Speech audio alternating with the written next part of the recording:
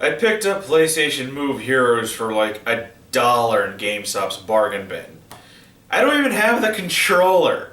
So here's a Lego game instead. When I looked at the back of the case for PlayStation Move Heroes, it said that I would need the DualShock 3 controller, so I thought that the motion controller was optional, despite the front saying that it was required. So I needed a game to review, and I didn't want to review anything I already owned. So I bought Lego Lord of the Rings on Xbox Live Arcade because the Lego Star Wars Complete Saga might have taken too long since it had 6 movies instead of 3, and I didn't feel like leaving the house either. I've been asked to review Lego games a few times before, but never got around to it since there's so many of them. I'll get to the others eventually though. I remember the very first Lego game I played, and it was also the very first Lego game ever made. Lego Island for the PC that I got for Christmas with a new computer when I was in middle school. I played a demo of the first Lego Star Wars and a few minutes of the first Lego Batman. I never bought any of them because they never really interested me, and their price upon release was too much, and with them being licensed titles, I decided to wait. The first Lego licensed game was the one based off the Star Wars prequels, and it was successful, so they decided to make more based on movies. I don't keep up with the Lego toys, so I don't know how much of an effect they would have had on the sales of the games or vice versa. Lego Star Wars was credited for revitalizing the Lego franchise, which would explain why a bunch of adults my age are into buying Lego sets. I would probably be into it as well, but damn, some of those sets are expensive. I think the development history is quite obvious. The Lego series based on movies is popular, so they decided to make one based on Lord of the Rings. Like all the other Lego games based on movies, it was developed by Traveler's Tales, a developer that I never had much confidence in. After all, they did make Sonic 3D Blast and Sonic R. And let's not forget that they also made Rascal. Oh, hold on a second. I got something in my eye.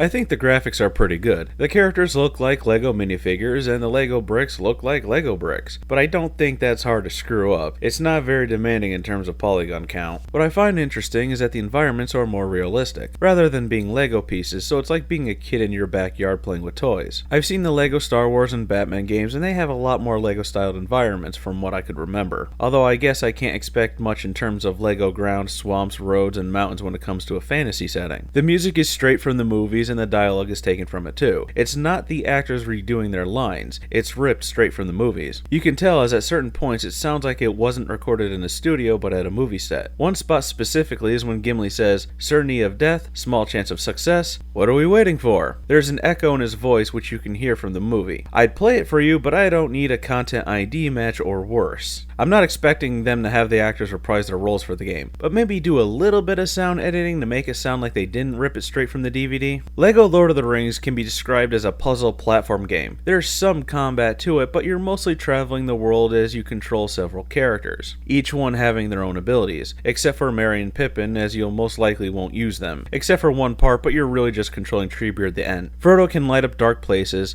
Sam can dig up things, plant trees for platforming, light fires, and use a rope to hook onto things. You'll be using him a lot. Aragorn can track things, but it only happened once, and he can smash a certain type of rock when he gets a new sword. Gimli can smash cracked blocks, Legolas can fire arrows at targets, walk on tight ropes, and swing from poles, in addition to jumping the highest. For a majority of the time, I played as Sam, Gimli, and Legolas because their abilities get you through the game's story mode, as they're the ones you'll mostly be using to solve the game's various puzzles. Most of the puzzles are easy, but there are times where you'll need something and you can't find it, because the camera likes to zoom out really far or stay at a fixed angle so you can only see a few inches in either direction instead of giving you a full 360 view. Combat itself is just mashing the attack button until the bad guys explode. That's really it. Other times you'll need to find items and rub them against other items like an adventure game, or you'll need to build Lego things and use them against the environment or bad guys. You can collect coins to buy characters for free mode, which allows you to explore the world as any character you want. The game is designed for co-op too, so there's always a minimum of 2 characters on screen, except for 2 Gandalf portions. There's really no challenge to this game at all. There's no penalty for death, you respawn exactly where you were, and you lose no progress in the current fight you're in. And don't give me that it's a kids game crap. Sonic and Mario are kids games too, but there's at least challenge to them. Are you saying that kids don't deserve challenge? Everything should just be handed to them, so they should just expect it? So If you answered yes to that question, you better start wearing red, you communist, so we know who you are.